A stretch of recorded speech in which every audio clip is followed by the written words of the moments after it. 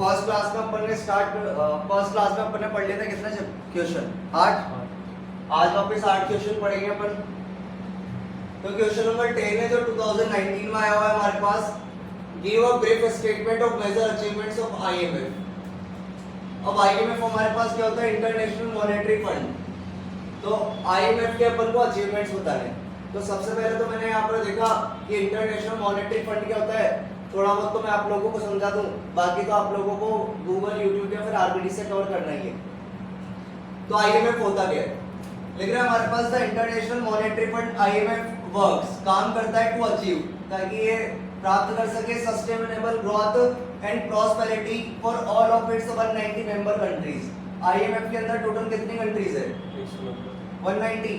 तो 190 कंट्रीज के लिए वर्क करता है ताकि उनको ग्रोथ को एक बना सके, सस्टेनेबल यानी स्थिर बना सके, भाई सबकी ग्रोथ क्या हो, एक जैसी हो। तो 190 मेंबर्स की ग्रोथ के लिए काम करता है, बस ये और कुछ मतलब नहीं है इसका। अचीवमेंट्स देख लेते हैं अपन, क्या क्या अचीवमेंट्स है अपनी। तो इसको अपन देखेंगे, एक वही माइंड के अंदर एक फ्लो बनाएंगे, उसी से याद करेंगे, बाकी कोई शॉर्ट फॉर्म नहीं है। जैसे अपन देखें आईएमएफ की अचीवमेंट्स क्या है, इंक्रीज इन इंटरनेशनल ट्रेड। सबसे पहले इंटरनेशनल ट्रेड को क्या करना पड़ेगा, इंक्रीज। इंटरनेशनल ट्रेड इंक्रीज होगा तो इसकी मेंबरशिप भी क्या होगी, इंक्रीज।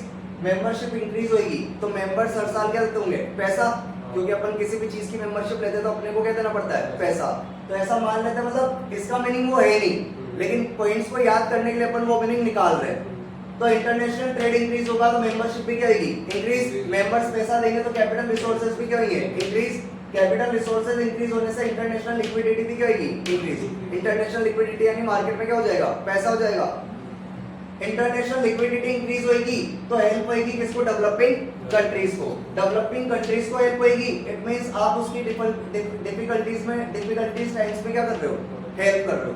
और डिफिकल्टीज टाइम्स में हेल्प करने से वर्ल्ड मार्केट का क्या होगा, एक्सपेंशन होगा। तो एक मार्केट के अंदर मतलब एक अपन थ्योरी बना रहे हैं, बाकी कोई पॉइंट्स याद करने का कोई फॉर्म नहीं इसका कि एबीसीडी की फॉर्म में याद कर रहे हैं। बस एक फॉर्म क्या बनाया अपन ने, इंटरनेशनल ट्रेड क्या करना है, इंक्रीज। इंटरनेशनल ट्रेड इंक्रीज होगा तो मेंबरशिप भी क्या होगी, इंक्रीज। मेंबरशिप इंक्रीज होने से कैपिटल रिसोर्सेज भी क्या होंगे, रिसोर्सेज ही है ना, कैपिटल रिसोर्सेज भी क्या होंगे, इंक्रीज। और कैपिटल रिसोर्सेज इंक्रीज होने से इंटरनेशनल लिक्विडिटी बढ़ेगी। इंटरनेशनल लिक्विडिटी बढ़ने से डेवलपिंग कंट्रीज को क्या होगी, हेल्प। और डेवलपिंग कंट्रीज की आप हेल्प कर रहे हो, इट मींस आप उनके डिफिकल्ट टाइम में उनकी क्या कर रहे हो, हेल्प, जिससे एक्सपेंशन होगा किसका, वर्ल्ड मार्केट का। एक बार थ्योरी बन गई माइंड के अंदर तो थ्योरी फिर चलती रहेगी, आसानी से अपन को क्या लर्न हो जाएंगे, पॉइंट्स लर्न हो जाएंगे। देखते हैं अपन, सबसे पहला पॉइंट क्या था, increase in international trade, increase in membership, increase in capital resources, increase in international liquidity. Special help या special aid to developing countries, helpful in times of difficulties, helpful in times of difficulties. और expansion of world trade. बोलो मन में 5 बार बोलो, याद हो जाएगा।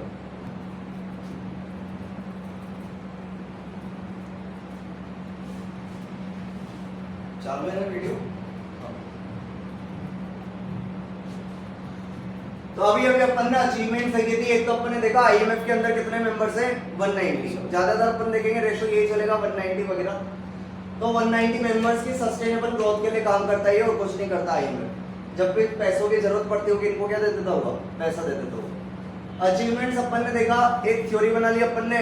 सबसे पहले इंक्रीज इन इंटरनेशनल ट्रेड, उसके बाद इंक्रीज इन मेंबरशिप, उसके बाद इंक्रीज इन कैपिटल रिसोर्सेज, उसके बाद international liquidity, increase in international liquidity, उसके बाद help given to developing countries, special help to developing countries, उसके बाद एक्सपेंशन ऑफ वर्ल्ड मार्केट। नहीं, इसके पहले वो भी था, helpful in times of difficulties, और उसके बाद एक्सपेंशन ऑफ वर्ल्ड ट्रेड।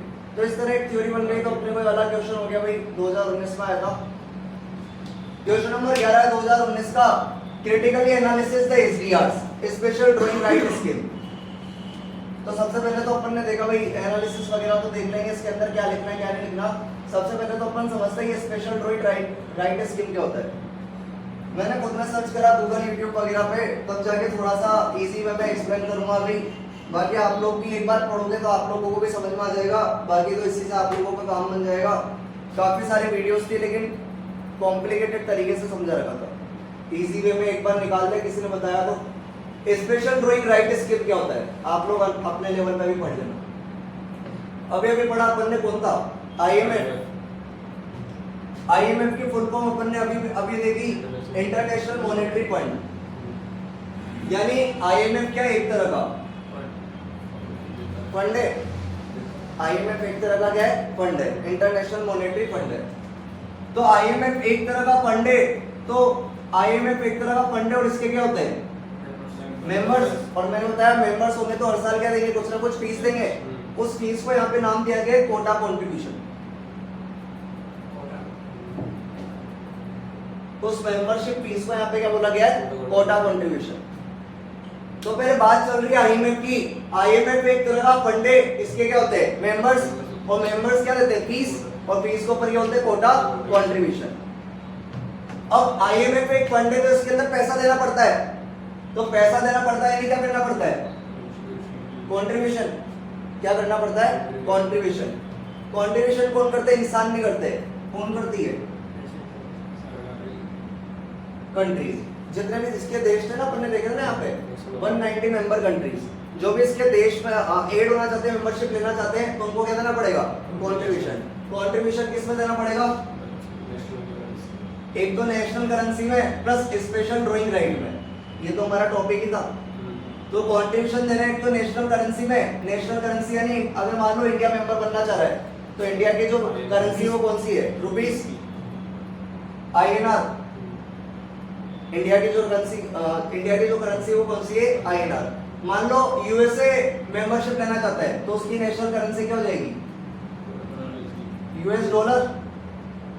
तो यानी जो भी देश इसके अंदर मेंबरशिप लेना चाहता है, एक तो उसकी currency plus special drawing right. Special drawing right क्या होता है? मान लेते हैं एक तरह का बास्केट है, किसका? करेंसीज का। स्पेशल ड्राइंग राइट क्या होता है? एक बास्केट होता है, किसका? करेंसीज का। अब इसके अंदर वो करेंसीज ली जाती है जो मेजर इंटरनेशनल करेंसीज है। मेजर इंटरनेशनल करेंसीज है यानी जिनके अंदर मार्केट की चर्चा है।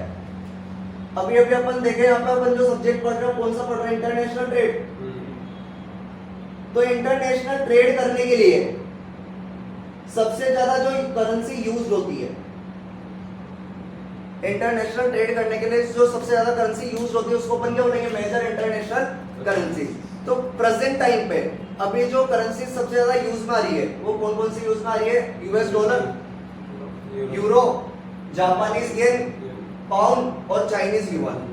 अभी ट्रेंडिंग में मार्केट के अंदर सबसे ज्यादा चर्चा किसकी है? अब सबसे ज्यादा यूज कौन सी और इंटरनेशनल ट्रेड करने के लिए?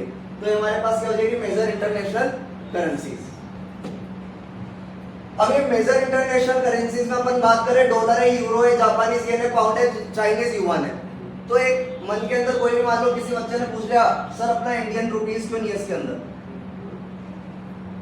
सर अपना इंडियन रुपीस क्यों नहीं है? इंडियन रुपीस था पहले के टाइम पे, अभी इतना यूजेबल नहीं हो रहा है इंटरनेशनल ट्रेड करते टाइम पे, तो ये फिर इसके अंदर नहीं आया।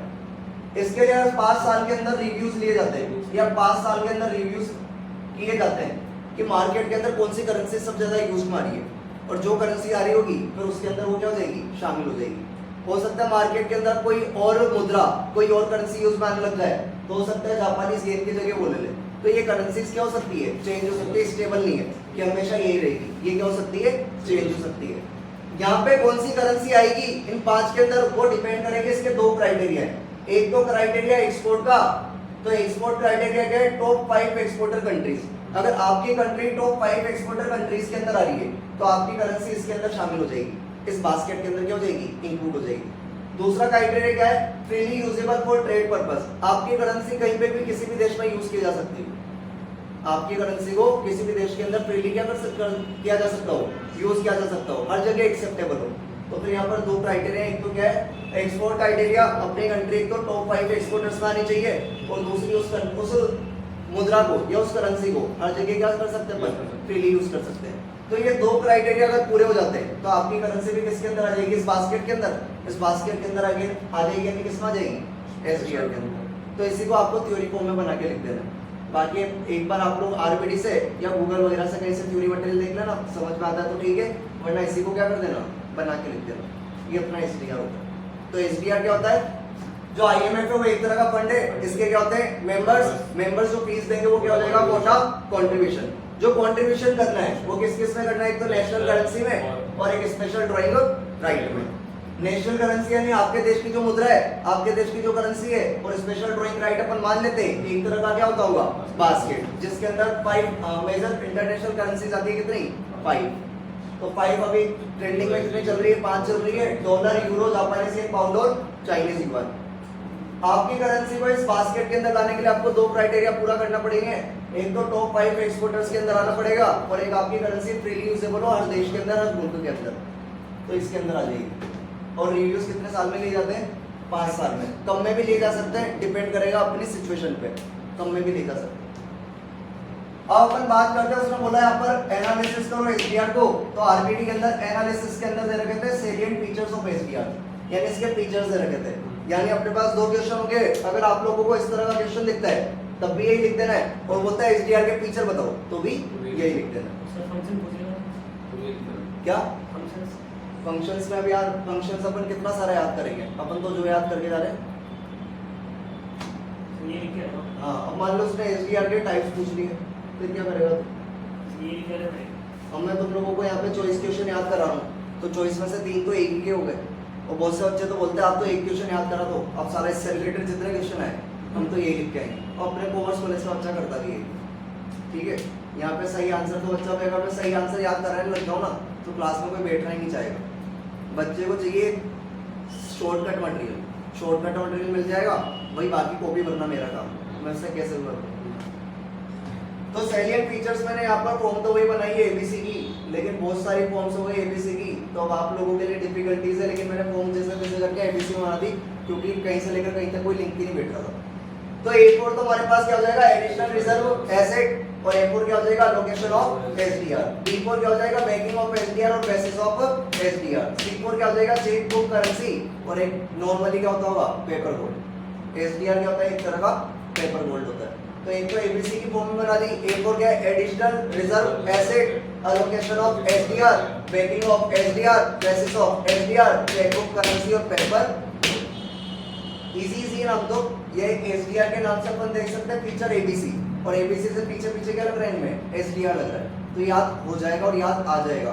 तो A4 तो हमारा क्या हो जाएगा? Additional reserve asset, allocation of SDR, additional reserve asset, allocation of SDR, banking of SDR, basis of SDR, check book currency और पेपर गोल्ड। बोलो मन में 5 बार, फिर अगला क्वेश्चन करेंगे हम।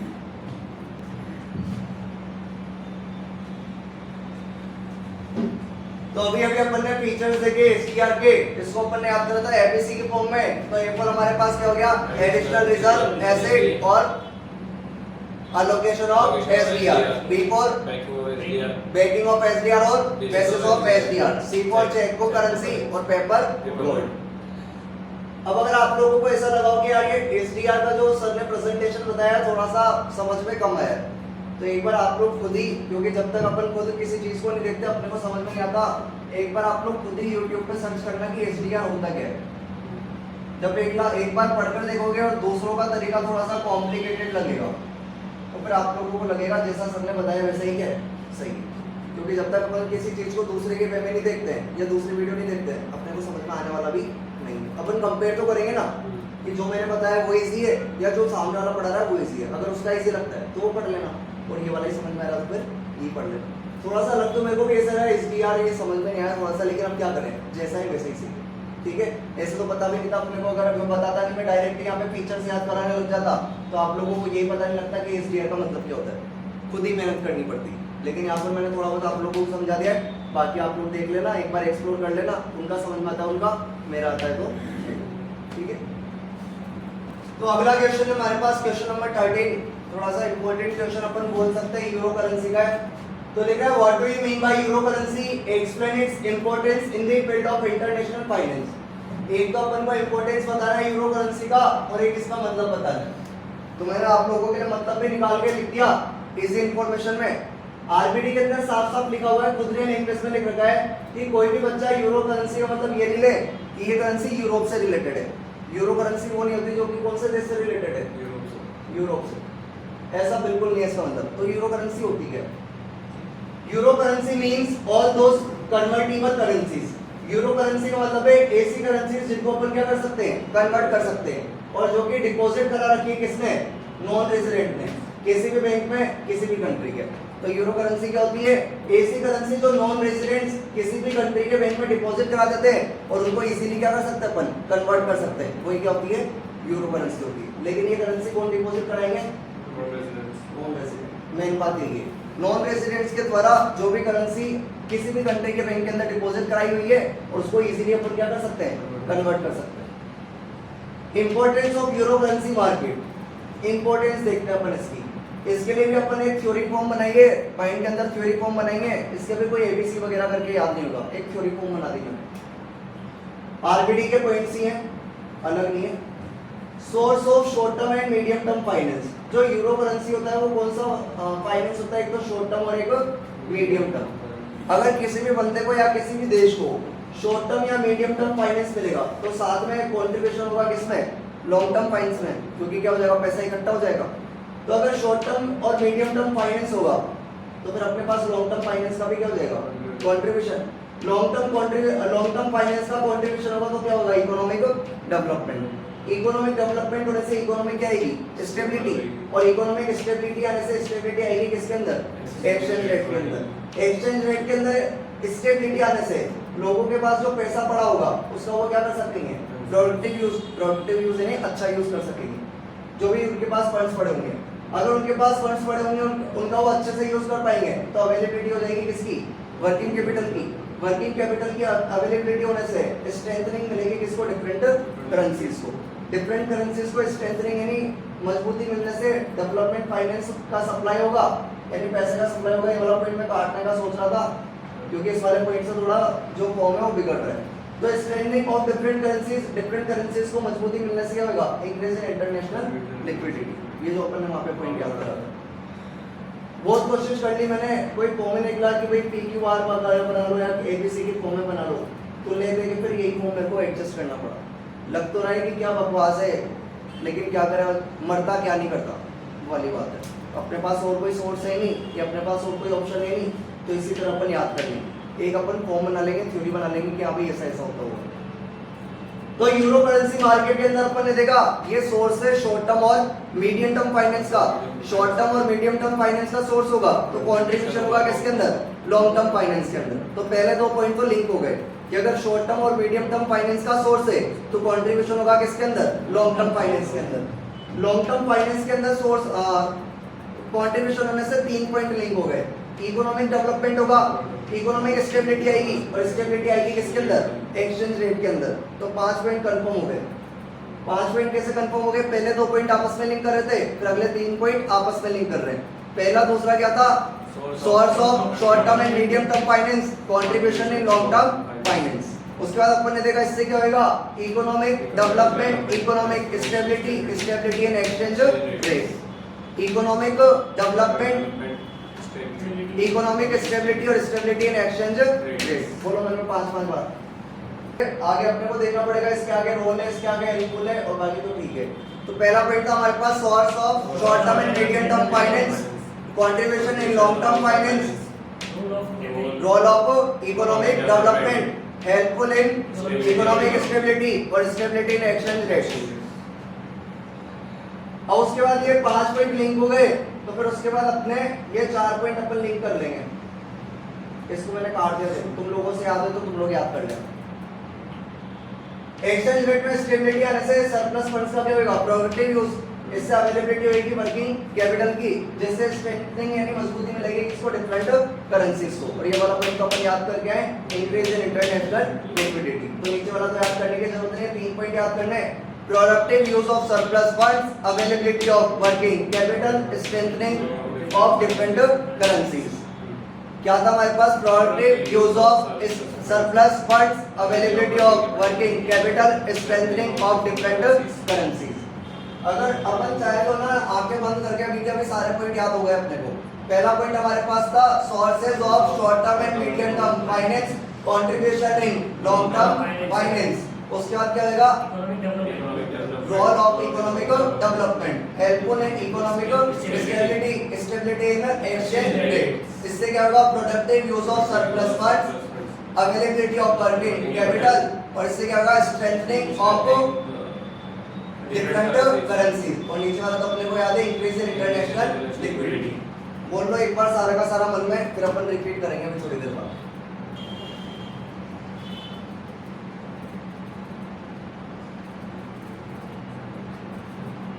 तो अभी अभी अपन ने इंपॉर्टेंस याद करी यूरो करेंसी मार्केट की, या यूरो करेंसी की बात एक ही है। पहला पॉइंट हमारे पास था source of short term and medium term source of short term and medium term finance. दूसरा पॉइंट हमारे पास था long term finance. Contribution of long term finance. तीसरा पॉइंट हमारे पास था रोल ऑफ इकोनॉमिक डेवलपमेंट, क्या, रोल ऑफ इकोनॉमिक डेवलपमेंट। चौथा Helpful in economic stability. Helpful in economic stability. पांचवा stability in economy. Stability in exchange rates. उसके बाद अपन देखा इससे क्या होगा, Productive uses of productive use of surplus funds. इससे क्या होगा, achievement of availability of working capital. उससे क्या होगा, strengthening of different currencies, strengthening of different currencies. और नीचे वाला तो अपन को याद है increase in international liquidity. Increase in international liquidity. अगला क्वेश्चन हमारे पास है what is mean by protection, give argument for and against protection trade. Argument देना उसके अपन को, एक तो उसके साथ में क्या बोलेंगे इसको, give argument for and against, मतलब उसके एक तो बेनिफिट्स बताने हैं, एडवांटेज और डिसएडवांटेज। हाँ ये बोल सकते हैं एडवांटेज और डिसएडवांटेज बताने प्रोटेक्शन ट्रेड के। तो पहले तो मैंने आप लोगों के लिए यहाँ पे लिखा है प्रोटेक्शन ट्रेड होता क्या है। तो मैंने पढ़ा तो प्रोटेक्शन ट्रेड के बारे में ये लिखा हुआ था, जो इंटरनेशनल ट्रेड करने की वजह से क्या होता है, जो बड़ी बड़ी कंपनीज होती है वो हावी हो जाती है अपने देश की जो छोटी छोटी कंट्रीज होती है। तो उसकी वजह से जो छोटे उद्योग है या लघु उद्योग है वो क्या हो जाएंगे, बंद हो जाएंगे। तो उनको प्रोटेक्शन देती है कौन, government. Protection means that policy of the government, government की पॉलिसी है under which restrictions are imposed, जिसके अंदर रेस्ट्रिक्शन लगाए जाते हैं ऑन इंपोर्ट ट्रेड, इंपोर्ट करने पे, to save the domestic industries, ताकि अपन छोटी या फिर घर जो अपने देश की कंट्रीज, अपने देश की जो इंडस्ट्रीज है उनको क्या कर सके, बचा सके फ्रॉम फॉरेन कंपटीशन। कौन से कंपटीशन से, फॉरेन कंपटीशन। ये अपना क्या होता है प्रोटेक्शन ट्रेड। तो इसके एडवांटेजेस और डिसएडवांटेजेस बताने अपने को। तो एक तो आर्गुमेंट से इकोनॉमिक आर्गुमेंट्स, और एक है हमारे पास नॉन इकोनॉमिक आर्गुमेंट्स, यानी ये तो अपने क्या हो जाएंगे एडवांटेजेस, और ये अपने क्या हो जाएंगे डिसएडवांटेजेस। तो इकोनॉमिक आर्गुमेंट्स,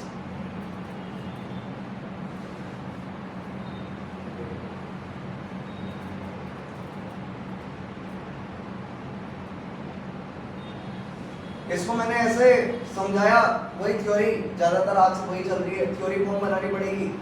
नई नई इंडस्ट्री पैदा होगी। इनफैक्ट इंडस्ट्री का मतलब क्या है, नई इंडस्ट्री पैदा होना।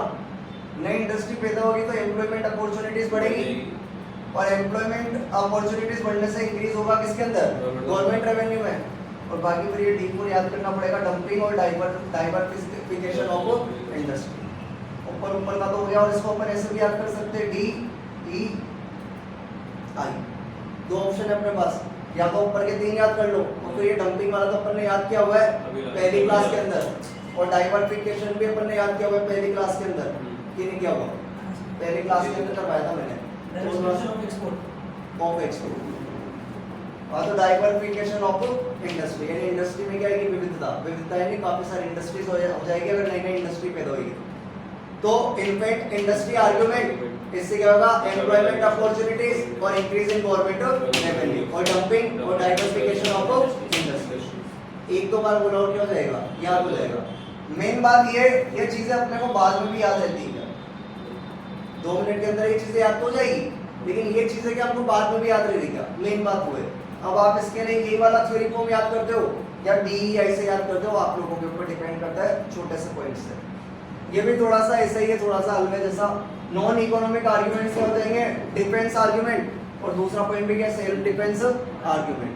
तीसरा पॉइंट क्या हो जाएगा, स्वदेशी, बाबा रामदेव, स्वदेशी और डोमेस्टिक इंडस्ट्री आर्गुमेंट। और चौथा है हमारे पास प्रिजर्वेशन ऑफ प्रोफेशन आर्गुमेंट। मतलब ये वाले पॉइंट्स मैंने आप लोगों के लिए छोड़ दिए, इसका मैंने ना तो कोई फॉर्म बनाया ना कोई शॉर्टकट बनाया, आप लोगों के ऊपर डाल दिए, क्योंकि पहले 2 पॉइंट क्या है, एक जैसे ही है, और आगे के 2 पॉइंट किससे याद करने, तो बाबा रामदेव से, और बाकी खुद याद कर लेना प्रिजर्वेशन ऑफ प्रोफेशन आर्गुमेंट। ये आप लोगों को याद करने पड़ेंगे, इसका कोई शॉर्टकट वगैरह नहीं। अगला क्वेश्चन अपने पास है describe the main problems of international trade. International trade के अपन ने मेरिट्स और डिमेरिट्स तो देख ली थी, नीड या इंपॉर्टेंस भी देख ली थी, लेकिन इसकी समस्याएं क्या क्या है वो नहीं देखी थी। तो इसको अपन याद कर सकते हैं, B C D E F, और फिर जैसा फिजिक्स वाला है ना तो पी और डब्ल्यू। ठीक है, आगे का अपने को प्रॉब्लम रिलेटिंग टू लगाना है, और बाकी अपन B C D E F और पी डब्ल्यू के नाम से याद कर लेंगे। तो बी फोर क्या हो जाएगा, बिजनेस फॉर्मेलिटीज, सी फोर क्या हो जाएगा, म्यूचुअल कॉन्ट्रैक्ट, डी फोर क्या हो जाएगा, डंपिंग, बार बार आ ही रहा है, ई फोर क्या हो जाएगा, economic and trade restriction, F four क्या हो जाएगा, फाइनेंस, पी फोर क्या हो जाएगा, पेमेंट इन फॉरेन करेंसीज और पैकिंग ऑफ गुड्स, और डब्ल्यू फोर क्या हो जाएगा, वेयर हाउसिंग। अब बात ये है, क्या हर चीज को रटा जाता है या कुछ चीजें समझी भी जा सकती है। भले ही मेरा सब्जेक्ट नहीं है, लेकिन मैं इन चीजों को समझ सकता हूँ। अगर मुझे इंटरनेशनल ट्रेड करना है, मतलब बड़े लेवल पे बिजनेस करना है, तो एक तो मेरे लिए सबसे ज्यादा क्या रहेगी, बिजनेस फॉर्मेलिटीज। सबसे बड़ी दिक्कत में मेरे पास क्या आएगी, म्यूचुअल कॉन्ट्रैक्ट, क्योंकि वो तो बंदा रहता है 7 समुंदर पार और मैं रहता हूँ यहाँ पे, तो उसकी भी दिक्कत आएगी कॉन्ट्रैक्ट करने की। डंपिंग का मतलब तो पता नहीं है। Economic and trade restriction, government ने क्या लगा रखे होंगे, रेस्ट्रिक्शंस लगा रखे होंगे, वो भी दिक्कत है। फाइनेंस, मनी प्रॉब्लम, क्योंकि बड़े लेवल पे बिजनेस करूंगा तो पैसा भी क्या चाहिए, ज्यादा। पेमेंट इन फॉरेन करेंसीज, मेरे को पेमेंट किस में करना पड़ेगा, फॉरेन करेंसीज में, ये भी मेरे लिए क्या है, दिक्कत, क्योंकि मेरे पास तो गांधी जी है। पैकिंग ऑफ गुड्स, यहाँ से मुझे माल बाहर बेचना है तो मुझे इतनी अच्छी तरह पैकिंग करनी पड़ेगी कि वो माल रास्ते में जाते जाते अमेरिका तक क्या नहीं हो जाए, खराब नहीं हो जाए। और लास्ट पॉइंट है वेयर हाउसिंग।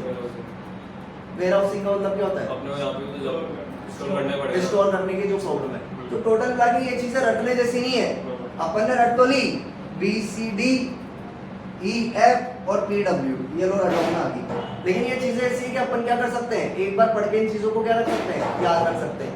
तो एक पॉइंट तरीका तो ये इस तरह से अपन याद भी करते हैं, और एक तरीका ये ज्यादा जोर नहीं देना, अपने को क्या रह जाएगी, याद रह जाएगी। जैसे अगर मैं इनको रफ भी कर दूंगा तो अभी तुम बोल दोगे business formalities, mutual contract, dumping, economic and trade restriction, finance, और पी फोर हमारे पास था पेमेंट ऑफ फॉरेन करेंसीज और problem of packing of goods, और डब्ल्यू फोर हो जाएगा वेयर हाउसिंग। आगे क्या लगना है अपने को, प्रॉब्लम। ठीक है, तो ऐसी चीजें नहीं, हर चीज को रटो मत, कुछ चीजें जो समझ में आती है उनको समझ भी लो, ताकि रटने की दिक्कत ही खत्म हो जाएगी, कुछ चीजें समझने की। तो ये अपने कितने क्वेश्चन याद कर लिया अपन ने, 5, कितने और याद करेंगे, 3। एक बार इनको 5-10 मिनट पांचों को याद कर लो, फिर अपन 3 क्वेश्चन और देखते हैं। तो 3 और क्वेश्चन 2019 के अंदर आया, क्वेश्चन नंबर 15। इसके नीचे एक और चीज थी वो अपन ने पढ़ी हुई है, तो ये 2 ऑप्शन में था, ये तो पहला पॉइंट था, नहीं यही तो शायद, हाँ ए और बी में आया था, 20 नंबर 10-10 कर। तो रोल ऑफ एक्सेप्टिंग हाउस पूछा था और रोल ऑफ डिस्काउंटिंग हाउस पूछा था। मेन टॉपिक है, मेरे ख्याल से हर साल रिपीट होता है, ये इस साल भी आ सकता है आप लोगों के टाइम पर। तो एक्सेप्टिंग हाउसेस क्या होते हैं पहले तो ये जान लेते हैं, फिर इसके फंक्शंस, एडवांटेजेस, इंपॉर्टेंस, रोल सब आगे से। ऐसे डिस्काउंटिंग हाउस भी देखेंगे। तो एक्सेप्टिंग हाउस क्या होते हैं, मैंने जब इसको एक्सप्लोर किया तो इसने ऐसा कुछ बताया, जैसे नीरव मोदी करके कोई बंदा है, तो उसको बैंक से लोन चाहिए था 10,000 करोड़ रुपए का।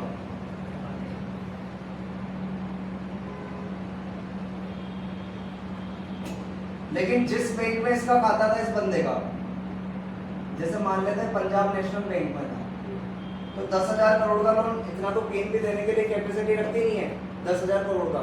तो जिस भी बड़े बैंक से इसने लोन लिया होगा, तो नीरव मोदी को बैंक पे जो लोन मिला वो पीएनबी ने बोला ये अच्छा कस्टमर है, आप इसको क्या दे दो, लोन दे दो।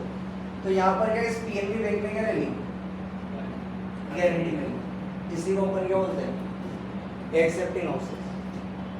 It is a merchant bank, ये एक मर्चेंट का बैंक है, और या फिर सिमिलर ऑर्गेनाइजेशन है दैट अंडरराइट्स, जो कि गारंटी देता है टू ऑनर, यानी जो भी उसका सम्मान है, गारंटी देता है a commercial bank bill of exchange in return for a fee. Bill of exchange यानी मतलब यहाँ पर इसने बिल वगैरह दे दिया होगा इसको कि मैं गारंटी दे रहा हूँ, तो ये बिल ऑफ एक्सचेंज ले लेना, और बदले में नीरव मोदी से क्या ले ली होगी, कुछ ना कुछ फीस ले ली होगी। तो उसके बदले में इसको लोन प्रोवाइड कर दिया इस बैंक ने। ऐसा ही कुछ था, मतलब पूरा प्रॉपर याद रखना, एक बार आप लोग भी देख लेना यूट्यूब वगैरह पे या गूगल पे। बाकी चीज़ ये है, एक्सेप्टिंग हाउसेस क्या होते हैं, अपने कस्टमर को लोन दिलाने के लिए एक बैंक दूसरे बैंक को क्या दे रहा है, गारंटी दे रहा है, वो क्या हो जाएंगे अपने एक्सेप्टिंग हाउसेस हो जाएंगे। फंक्शंस वगैरह अपन याद करेंगे इसके, तो फंक्शंस वही मैंने बना रखे हैं इसके, इसको रब कर दो। एक बार आप लोग खुद देख लेना तो थोड़ा अच्छे से समझ में आ जाएगा, मैं थोड़ा भूल गया यार। तो अपन याद कर लेंगे वापस इसको, ए बी सी डी, ई गायब हो गया इसमें ए, और इसको पी यू के नाम से याद कर लेंगे, या यूपी से कर दो, ABCD को यूपी। तो A4 हमारे पास हो जाएगा यहाँ पर agents of industrial companies, B4 हो जाएगा बैंकिंग फंक्शन, C4 हो जाएगा contribution in foreign trade, D4 हो जाएगा development of insurance business, F4 foreign exchange business, U4 underwriting of shares, और P4 participation in trading activities. तो A4 हमारे पास हो गया agent of industrial companies, B4 हमारे पास हो गया बैंकिंग फंक्शन, C4 हमारे पास हो गया कंट्रीब्यूशन इन फॉरेन ट्रेड, तो A4 हमारे पास हो गया agent of industrial companies, B4 हमारे पास हो गया बैंकिंग फंक्शन, C4 हमारे पास हो गया कंट्रीब्यूशन इन फॉरेन ट्रेड, तो A4 हमारे पास हो गया agents of industrial companies, B4 हो गया बैंकिंग फंक्शन, C4 हो गया contribution in foreign trade, D4 हमारे पास हो गया development of insurance business, A4 हो गया हमारे पास फॉरेन एक्सचेंज बिजनेस। तो A4 हमारे पास है agents of industrial companies, B4 है बैंकिंग फंक्शन, C4 है contribution in foreign trade, D4 है डेवलपमेंट ऑफ इंश्योरेंस बिजनेस, और A4 है फॉरेन एक्सचेंज बिजनेस, और U4 तो अपन को बताइए अंडरराइटिंग ऑफ शेयर्स, ये तो पढ़ा हुआ है अपन ने, और P4 हमारे पास हो जाएगा पार्टिसिपेशन इन ट्रेडिंग एक्टिविटीज। बोलो मन में 5-5 बार याद हो जाएगा, फिर रिपीट करेंगे अपन।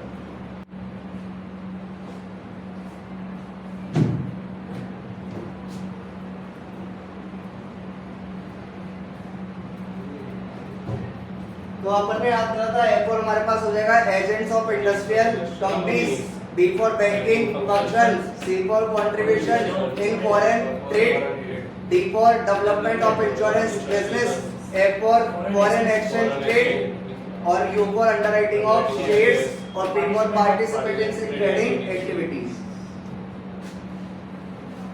एक डिस्काउंटिंग हाउसेस है हमारे पास, इसका रोल पूछा है, तो इसके भी फंक्शन एडवांटेज इंपॉर्टेंस वो एक ही बात है, कुछ भी पूछे यही पॉइंट लिख के आने।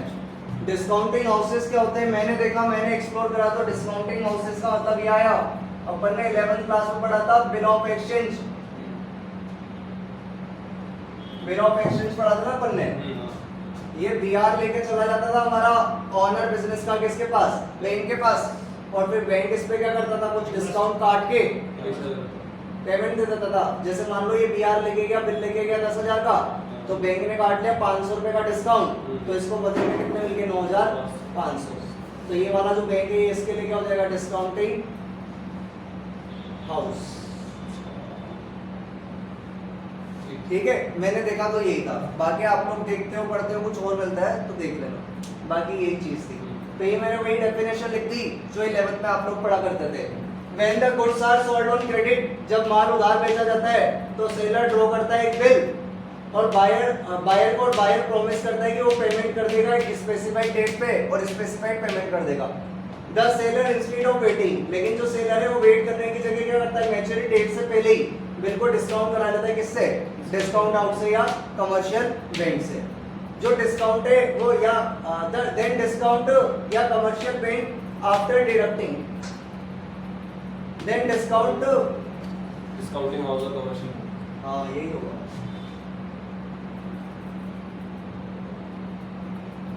देन डिस्काउंटिंग हाउस या commercial bank after deducting specific discount charges makes payment to the seller of the bill.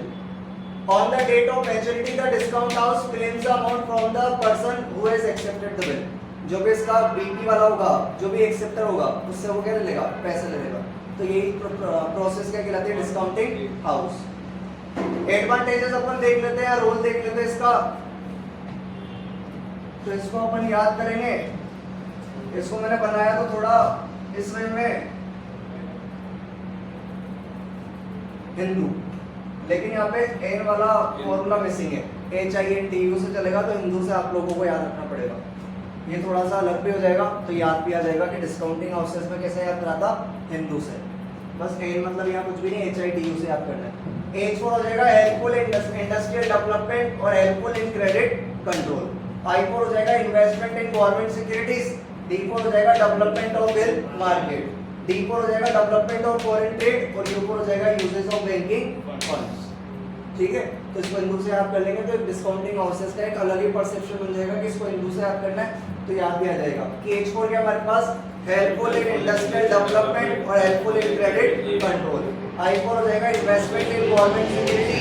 D4 development of wealth market और डेवलपमेंट ऑफ फॉरेन ट्रेड और U4 हो जाएगा यूजेस ऑफ बैंकिंग फंड्स। तो ये तो याद हो गए, हेल्पफुल इन इंडस्ट्रियल डेवलपमेंट और helpful in credit control. I4 हो गया इन्वेस्टमेंट इन गवर्नमेंट सिक्योरिटीज।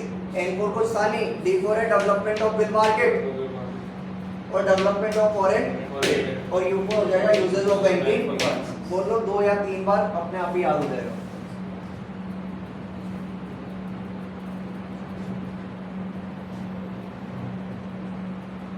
तो भैया डिस्काउंटिंग हाउसेस के रोल को अपन ने याद करा हिंदू से, और H4 हमारे पास था हेल्पफुल इन इंडस्ट्रियल डेवलपमेंट और हेल्पफुल इन क्रेडिट कंट्रोल।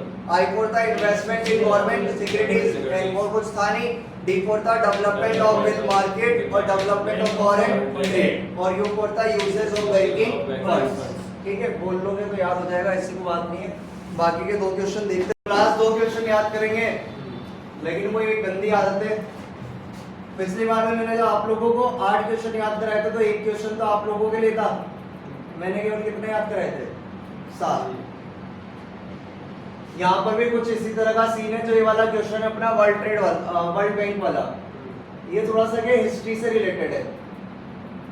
तो जो इसके पॉइंट्स है वो आप लोगों को याद करने की जगह आप लोगों को बेनिफिशियल रहेगा कि आप लोग इनकी डिटेलिंग पढ़ लें। अब क्योंकि ना तो मैं यहाँ पर भैया फेमस होना चाहता हूँ, मेरी पहली वीडियो में मैंने आप लोगों को बोल दिया था ना तो मेरे सब्जेक्ट से ना मेरा कोई लेना देना है, बस मैं केवल आप लोगों की एक छोटी सी क्या कर रहा हूँ, हेल्प कर रहा हूँ। तो मैंने जो ये पॉइंट्स निकाले, ये निकाले यूट्यूब चैनल से, मेरे यूट्यूब चैनल से नहीं, किसी सर के हैं उस यूट्यूब चैनल से। तो वही आप लोग मुझे मैसेज कर देना मेरे नंबर पे।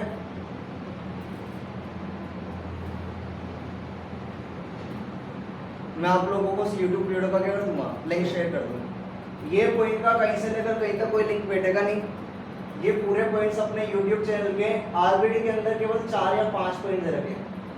अगर अपने को 20 नंबर का क्वेश्चन मिलता है तो अपन उसके अंदर कम से कम 5 पेज लिखने हैं। 5 पेज के लिए अपन को कम से कम चाहिए रहेंगे 10 पॉइंट, और वहाँ पर अपने पास केवल कितने थे? 5 पॉइंट। तो मटेरियल मिल नहीं पता, इसलिए यहाँ पर मैंने कितने पॉइंट निकाल दिए? 8। पूरा आंसर आप लोगों को एग्जीक्यूटिव डायरेक्टर क्या होता है, लोन क्या है, एड इंडिया क्लब क्या है, ये उन सब ने अच्छे से समझा रखा है आप लोगों को। तो मैं आप लोगों को लिंक शेयर कर दूंगा, आप लोग पढ़ लेना, तो आप लोगों का क्या हो जाएगा, कवर हो जाएगा। हाँ, बाकी वर्ल्ड बैंक इंपॉर्टेंट टॉपिक है, 10 नंबर में या 20 नंबर में बैठ सकता है। लास्ट ईयर तो 20 में आया था, हो सकता है इस बार 10 में बैठ जाए।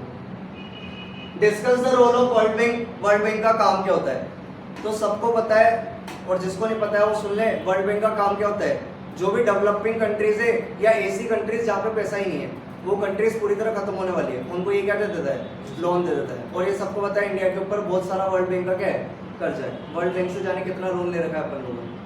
तो जो भी कंट्रीज है जो डूबती जाती है वर्ल्ड वॉर की वजह से या किसी भी सिचुएशन की वजह से, उनको बदले में क्या दे देता है, पैसा, ताकि वो कंट्री पूरी तरह से खत्म ना हो। तो ये वर्ल्ड बैंक का काम होता है, अंदर आप लोग बना के लिखते हैं। In the economic development of India, इसका जो काम है वो बताया अपने को इंडिया के डेवलपमेंट में। तो सबसे पहले जो मेन पॉइंट निकाला वो एक तो मैंने एस्टेब्लिशमेंट का निकाल लिया और ट्रिक भी निकाल दी मैंने, जो वर्ल्ड बैंक है ये सभी बैंकों से 4 कदम आगे,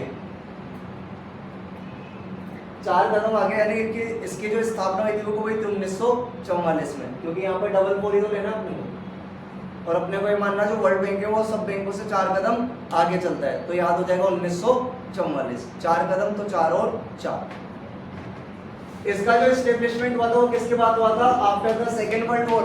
क्योंकि सेकेंड वर्ल्ड वॉर होने की वजह से काफी सारी कंट्रीज को पैसे की दिक्कत आ गई थी, तो वर्ल्ड बैंक की स्थापना की गई और उनको उठाने के लिए वर्ल्ड बैंक ने क्या दिया था, पैसा दिया था। इसके कितने मेंबर्स हैं, 189, और 190 किसके थे, IMF के, ठीक है। इसका सबसे पहले इनिशियल नाम क्या था, IBRD की full form international bank for reconstruction and development. IBRD नाम क्यों था, क्योंकि मैंने अभी बोला इसका जो काम है वो दूसरी कंट्रीज को या ऐसी कंट्रीज जो मुसीबत में उनको उठाना है, तो इंटरनेशनल बैंक के रिकंस्ट्रक्शन और डेवलपमेंट के लिए, तो IBRD international bank for reconstruction and development. बाकी मैंने आप लोगों को बोल ही दिया, ये पॉइंट्स अपने RBD के नहीं है, ये किसी टीचर के YouTube चैनल के, तो मैं आप लोगों को लिंक शेयर कर दूंगा, तो आप लोग एक बार अंदर की डिटेल पढ़ लेना ताकि पॉइंट समझ में आ जाएंगे, ठीक है। तो एक क्वेश्चन आप लोगों के लिए। बाकी हमारे पास लिख रहा है what do you mean by foreign exchange rate, question number 14 यानी 20 नंबर में आया था 2018 में। Examine the reasons which bring fluctuation in foreign exchange rate.